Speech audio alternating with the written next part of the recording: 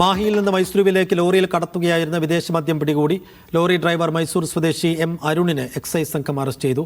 ലോറിയിൽ നിന്ന് 30 കുപ്പി മാഹി മദ്യം അധികൃതർ കണ്ടെത്തി. ദൃശ്യ പുതിയടത്ത് ചേരുന്നു. ദൃശ്യ, വിശദാംശങ്ങൾ.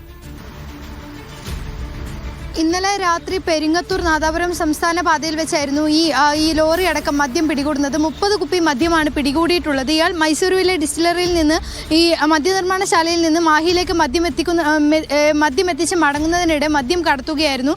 ഇതിനിടെ വാഹന പരിശോധനയിലാണ് ഈ പെരിങ്ങത്തൂർ നാദാപുരം ഭാഗത്ത് വെച്ച് നടത്തിയ വാഹന പരിശോധനയിലാണ് ഈ വാഹനത്തെയും ഡ്രൈവറെയും കസ്റ്റഡി എടുത്തത്. ഇപ്പോൾ ലോറിയും മദ്യവും ഈ കസ്റ്റഡി എടുത്തിട്ടുണ്ട്. ഡ്രൈവർ ഈ മൈസൂർ സ്വദേശിയായ എം അരുണിനെയാണ് ഇപ്പോൾ എക്സൈസ് സംഘം അറസ്റ്റ് ചെയ്തിട്ടുള്ളത്. ഇയാളെ ഉടൻ തന്നെ കോടതിയിൽ ഹാജരാക്കും. ശരി ദർശ.